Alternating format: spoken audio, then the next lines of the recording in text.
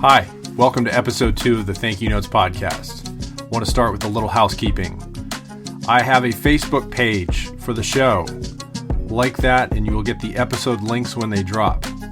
One more thing, leave me a voicemail or a text message at phone number 469-609-7136. Leave comments, reviews, or even a thank you note. Our guest today is David McBride. He was my high school social studies teacher. He made a huge impact on me. He spent 20 plus years teaching in Tulsa, Oklahoma. The conversation we had is exactly the kind of conversation I wanted to have when I started this podcast. I really enjoyed it, and I hope you will too. So let's get to it. Mr. David McBride. It's been 23 years since the last time you and I spoke. Thank you so much for coming on my fledgling podcast. How are you doing? I'm doing well, and it is great to be here. One of the wonderful things about Facebook is reconnecting with old friends and students. So it's terrific to be here. Really is. Well, good. What are you up to these days? I know you're not teaching at Cascia Hall where you and I met. Where are you these days? I am semi-retired, currently helping as customer service representative at Mazio's. And it's a part-time situation and actually fun because I do get to deal with people, and who knows about the classroom again. But after, I think I mentioned 18 years at Cascia, I spent 11 at Bishop Kelly, 6 at San Miguel School in Tulsa. And then the pandemic hit, and that's when I got out of it. And let's see. So how long you've been with Mazio's for? How long? 6 weeks. 6 weeks. Oh, wow. Yeah, it's very new. How did the Mazio's opportunity come to you? My youngest niece, Amanda, was working as their beverage and food specialist, and mentioned that they had a customer service representative opening, and I jumped on it. And it's been fun. I've enjoyed it. It actually fits your profile because I do remember you circulating the lunch hall, talking to all of us. And you actually sat down and had lunch with me and my friends one day. I don't know if you remember that. I remember making a habit of that, trying to, because I remember speaking with some other counselors, and they said the lunchroom is very important and can be very, you sit with your friends in the lunchroom. And so you get to know students on a different level. It's outside the classroom, and there's good interaction back and forth. So, and you have to gain a certain element of trust so that they can talk. The students can talk freely when you're there, because sometimes sitting there, that can change the topic of conversation or the tone of the conversation. Well, that's something I did want to get into, and we can get into it now. My biggest remembrance about you is that you had such a good rapport with patients. I've been a doctor for too long. Well, depends on the day. You had such a good rapport with students, and if I had to describe my experience in your class, I would just say respected. I felt like I was being spoken to as an adult, and we gave you that respect in return. Is there something that you do to gain the respect or rapport with students? I think it's important to meet students where they are and accept them for where they are. And indeed, that was a college preparatory atmosphere. So interacting with adults is important once you get to college as part of the preparation process. But I just enjoyed the interaction, and I gained as much from it as any students who gained from it. And I've heard this a few times, not very often, but a few times. So it's refreshing to hear that, because it's something that I felt was important, that you could interact with students on a level that's outside the classroom, or speak to them at a different level that's outside the classroom. So you give it a try and do the best you can. And I'm sure that there's been some situations where it didn't work out. That's one of the challenging things of a profession like education is that many times, you do the very best you can. And sometimes that falls short and sometimes it doesn't. So you try to do the best you can. And of course, educationally, my better years, I think, for me, were from Bishop Kelly in the classroom. But I certainly enjoyed this. I loved, of course, it's my alma mater. Cascia Hall is my alma mater. So I love teaching it. The sense that I got is that the relationship you built with us personally kind of very much affected our relationship as an educator, and we had that relationship with you, and so that motivated us to be present and be in your class and learning more. And then when we started getting more out of that, then that just kind of goes round and round, and it's a positive reinforcing loop. So not every teacher does that. You were very unique in that way, and I hope you know that. Thank you. I appreciate that. I appreciate the kind words. Yeah. Oh, there's more coming. Don't. Okay. Okay. So this is the Thank You Notes podcast. So you write thank you notes. So can you tell me more about it? You say you do it for Lent. Tell me more about that. Last Lent, I just sat down and thought, what can I do for Lent? And so many times we give things up, and I wanted to do something different. So I started writing thank you notes to people who maybe I had not had communication with in a long time, or impacted my life in a positive way. Maybe I hadn't shared that with them, how important what they did for me was in my life as I went past that relationship with them. So I sat down and wrote almost a letter a day and mailed it every day to and not just individuals, teachers, former colleagues, former students who I had continued to be in touch with, religious communities. I wrote a few religious communities, and how, for instance, I wrote a letter to the Augustinians at Cascia, and just what an impact. My first day in 7th grade in 1970, August of 1970, Father John Gaffney, and the impact that from Father Gaffney to Father Spielman to Father Fogarty to the current, Father Philip is the current headmaster. And certainly he was there when that letter arrived. But I wanted all of the Augustinians who had touched my life to know how important their work was to me. And so the same with the St. Joseph's Monastery at Monte Cassino. The Benedictines there have been important. So not only individuals, but groups of individuals. The Christian Brothers at Bishop Kelly, I wrote a couple of retirement communities so that they would understand the work they did, not just with me, but so many others' lives who they have touched. And it's interesting when somebody gets a letter in the mail, they open it, and it's something like a thank you note. And I found it very effective in terms of communicating how I felt. I could sit down and patiently explain, this is how I feel about your community. This is how I feel about you personally. This is the impact you made upon me. You can reread it, rewrite it, edit, all kinds of things. And I think we're so much in a hurry today. Speed is everything. If you can find something quicker, it sells. And a thank you letter, a thank you note is patient. And right. As a result, it's very meaningful and very touching. And that's why I was attracted to your podcast and mentioned it, is that thank you notes are incredibly important to me. And I continue to write them.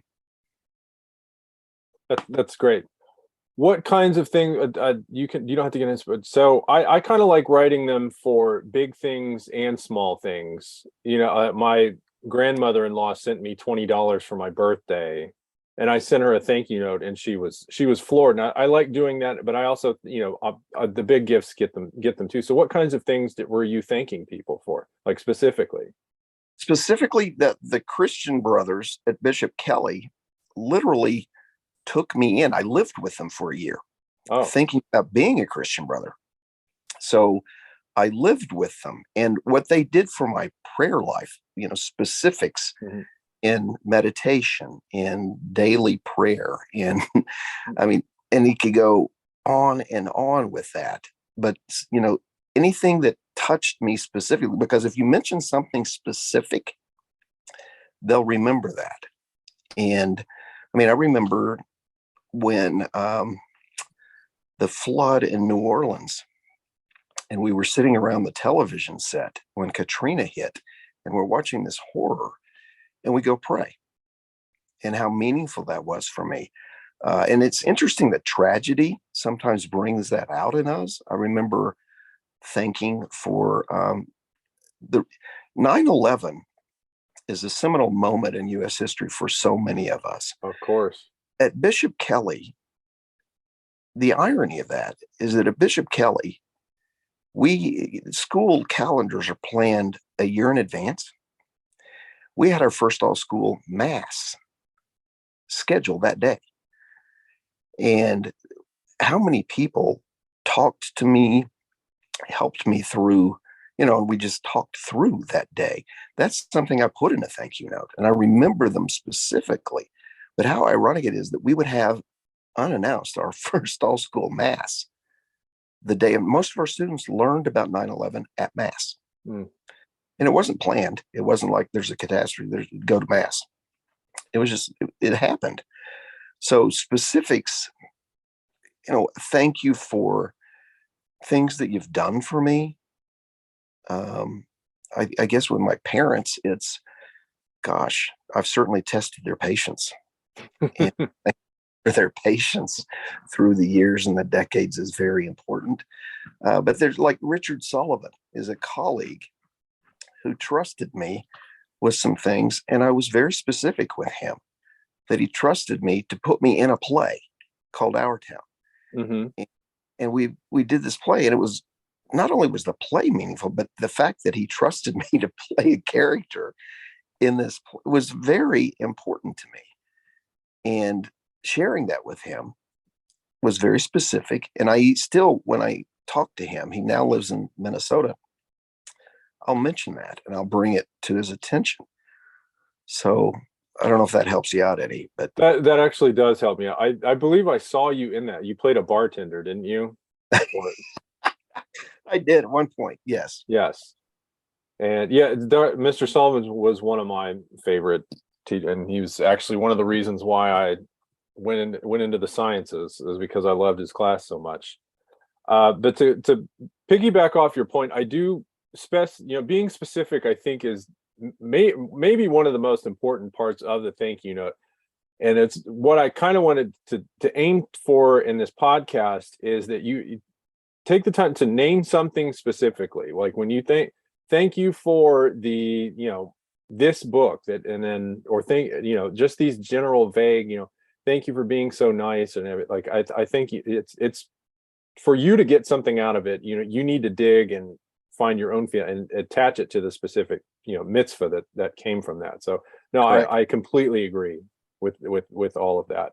And I didn't spend much time at Bishop Kelly, so I didn't know the Christian brothers there, but I can certainly understand the warmth and gratitude to the Augustinians at Cascia. I have nothing but gratitude for my life is orders of magnitude better because of my involvement with that school. You also brought up that you have your students write thank you notes. Tell me more about that. It came up out of being a fan of thank you notes. I thought, what if I do this project in my classroom? Had them think of somebody who has really had an impact upon their lives. And we sat down in class and put pen to paper and wrote thank you notes. With some students, I had to teach them how to address an envelope and where the stamp goes on the envelope. This is Bishop Kelly? This was at Bishop Kelly. So this was 2001 to 2011, 1999 to 2011. So students wrote very detailed letters to their parents in some cases. I remember getting phone calls from former middle school coaches who had coached these kids, had no idea of the impact that they had made upon these kids. Yet when that came time, choose somebody.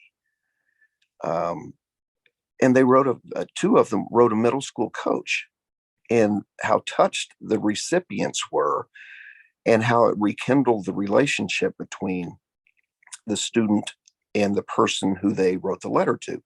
Some of the most interesting, I suppose, were they wanted to know if they could write somebody who had passed. And I said, yes, absolutely. We'll send it to their family, but tell them what it was about their son, daughter, parent that was significant, that was important.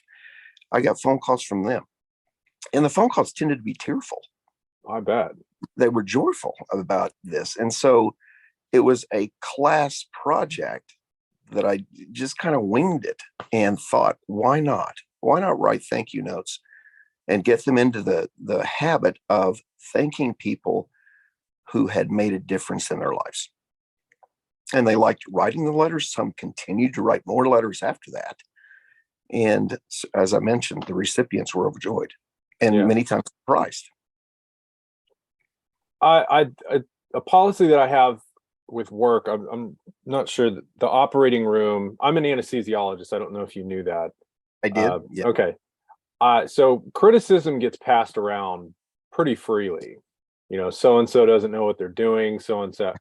But everyone, you'll get a nugget of something, hey, this patient really liked this, or, this surgeon was, and I always make it a point to pass, because I don't think that gets passed along enough. And especially, these coaches had no idea. So I think it's really important to just take that extra moment. How long does it take to write these things? 3 minutes, 5 minutes? Yeah. Put a stamp on it and put it in the mail. Right.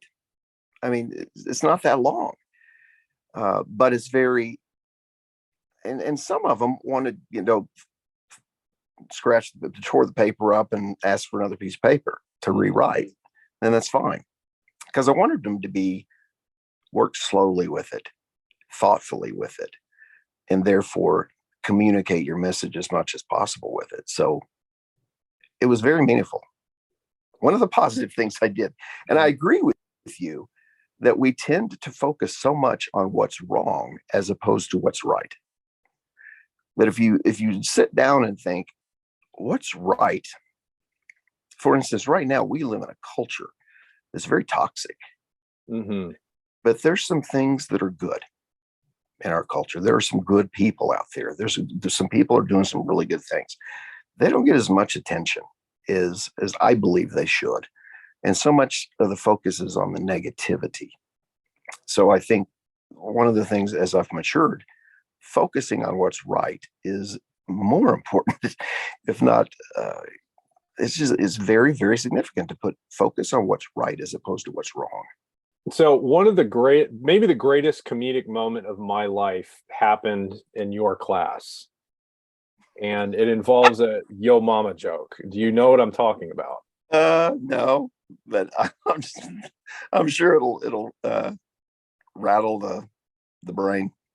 So I don't know how this started in your class, but people would just start saying that this was history class, and it was you'd just be teaching something, and it'd be like, and such was the great appeasement, and it's like, your mom's the greatest appeasement, or is it, and this is, the Axis powers. Your mom was an Axis power. And you just kind of chuckled and played it off. I don't know when it started, but there was one day in particular. Katie Huffman, your former state rep, was sitting about 2 seats in front of me, and she was filling out the attendance slip for the class, and and she was like using different colors and drawing pictures, and the attendant came to the door to get the slip, and she was still working on it, and you were in the middle of your lecture, and you just said, all right, Katie, come on, this is not a 15-minute project. Can you just hand the slip to the person? We can get going. And I took a deep breath, and I said, your mom's a 15-minute project. And there was about 3 to 5 seconds of silence. Like, no, all the air left the room. And then you chuckled and you walked up to me and you shook my hand. And you said, that was pretty good. The whole class erupted in laughter. And from then on, like that got said to me multiple times. Did you call Mr. McBride's mom a 15-minute project?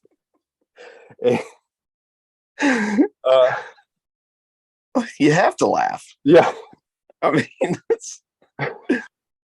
and I know that when those girls, I guess they toilet papered your house or something, they wrote that on a balloon, your mom is a 15-minute project. Yes. So that I have yet to live that down. That is the greatest comedic achievement of my life. So, and that's pretty significant. And I will say, it's moments like, here's what's interesting about teaching is many times students will remember that, but won't remember Gettysburg. But it's still something positive about that classroom.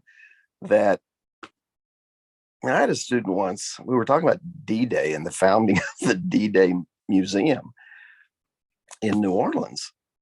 And he was not exactly your most engaged student. And he made a comment because they were reading letters. And he said, wouldn't it be better if they had somebody from D-Day reading those letters instead of actors like Tom Hanks? And I just said, yeah, that probably would be. And what I didn't know is, to him, that was one of the few times a teacher had ever affirmed anything he said. And I had him. From then on, I had him. And I didn't even realize it. So my mom was a 15-minute project. Could be a lot worse than that. I'm glad you remember that. I'm glad. How could I forget it? Good way. I'll share that with my mom. Mm-hmm. If you knew my mom, you'd say far oh, more than Lord. project. I have written you a thank you note, Mr. McBride. Oh, very good. This Thank is you. It says, you rock. There it is. You rock. Thank you. All right. This is one of the longer thank you notes I've written because I guess I felt it needed some context, but here we go. Dear Mr. McBride, thank you for doing the podcast, especially with the enthusiasm you gave from the outset. We haven't spoken in 20 plus years, and it made an impact on me. When I was in your class as a sophomore, you dedicated one day to discussing your OCD diagnosis and mental health in general, how it had affected your personal and professional life especially. I didn't pay much mind to it then, but it's lived in the back of my mind since then. It was the first honest representation of mental illness I had ever experienced. As I have encountered mental illness in my personal and professional lives, that day in your class is the foundation for any iota of compassion I have for those who suffer in that way. I have forgotten most of the other material you taught me, but I will never forget that lesson. Thank you for trusting and respecting us then to share that with us. I'm sorry I called your mom a 15-minute project, but only a little bit. It's still my greatest comedic achievement. Thank you, Travis McBride. It's very kind. Thank you. Very kind. So and thank you. So do you, is that something that you dedicate a day to every year when you have a class to discussing mental health? Or Indeed. I do. I think because I may be a U.S. history teacher, but I'm looking at 20 to 25 students 4 or 5 times a day. And I know some of them have mental health issues. And they may not even know that yet. Yeah. For them to look at me and I share with them what I have experienced with agoraphobia, anxiety disorders, the medication I was required to take. And I'm not, I guess the point I wanted to try to get across, I'm not ashamed of that. So that's who I am, and that's what I am. That maybe it may touch, like yourself, somebody, and allow them to know it's okay. It's okay to have a mental disorder, as I do. And I still deal with it daily. even to the point of, this podcast. When I saw it, I thought, oh my gosh, this is awesome. I thought it was a wonderful, wonderful idea. And I did not know that I would be invited, but I just wanted to reinforce that. But everything I do before it starts, there's a little anxiety. What if I have an anxiety attack? What if I have some issues that I need to go? I still deal with that. And I think it's important for students to understand it's okay. It's okay to have these issues.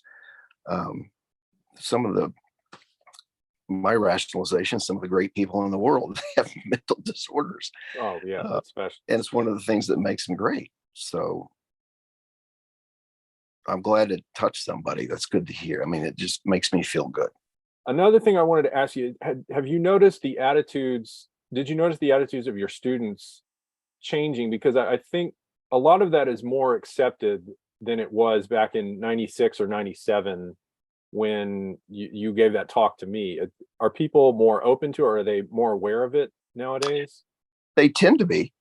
There's been a lot of education since then, and students are much more open to share their story. And I think that's good in the correct situation and circumstance, that they accept this is who I am and these are the issues I have to deal with. That's okay. I think there's been a lot of education with that. So I think there has been some progress where in the 90s, it was a little more, don't talk about this. And I think there has been progress. Let's get to your note to GT Bynum. GT, you probably know how much I love my hometown and how pleased that a former student is currently the mayor. I want to focus today on two events. The first was the Trump rally in June of 2022. You showed political courage in stating that you were not thrilled with the rally in Tulsa during a pandemic and admitted that you could not guarantee that the streets outside the BOK would be safe. Your family was relocated as there were threats made against you. During the president's speech, you were not in the BOK, but outside on the streets with the people of different political factions. You wanted to maximize the chances of a peaceful evening in the shadows of controversy. Secondly, days after the school shooting in Uvalde, Texas, there was an active shooter in Tulsa at the St. Francis Medical Complex. Tulsa law enforcement acted with tremendous efficiency to limit the carnage. Your actions after the tragedy brought comfort to a city shaken by the actions of a disturbed gunman. Your press conference the day of the shooting and your words of comfort and encouragement the next day were awesome. We never know how we will respond under pressure and high pressure and unpredictable circumstances. You passed, GT. It made me proud to be a part of the Cascia Hall community, a citizen of Tulsa, and an Oklahoman. Thank you for your political courage, and thank you and many blessings, GT. David McBride. That's great. GT and I were on the debate team. He was a senior and I was a freshman, so I got to know him a little bit. And and he actually, my family took a tour of the Capitol building, and he was Inhofe's, Senator Jim Inhofe's page or aide or something. And so he gave us a tour of the Capitol, and he knew every painting, every statue, every room, everything. So it came as no surprise to me that he became mayor. And the last time I really had extensive conversation, I was a teaching fellow for C-SPAN in 2003. Mm-hmm. And one day they came in and said, go meet your elected representatives or go to their offices. And I think it was Senator Don Nichols at the time. And the first person at the door was GT. Mm. And he, like he did with you, took me and my other C-SPAN colleagues on a tour of the Capitol. And again, he knew everything. And GT's doing what we always knew he would do. Yeah. As are you. I don't hosting a podcast in a master closet. Okay. I mean, it's good. You're Yeah. doing good work. I'm trying to. Did you teach GT? Was he ever a student of yours, like directly in your I class? did. Yes.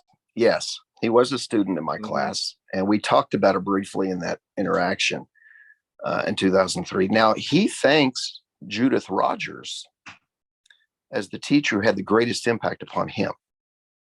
And he has taken the time to thank her. Speaking of thank you notes, GT has taken the time to thank Judith about the significant impact she had upon him as he moved forward.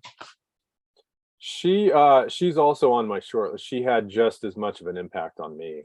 He and Bill Hader all will say that Miss Raj was a huge impact on them, and she impacted my life tremendously as well. Sure.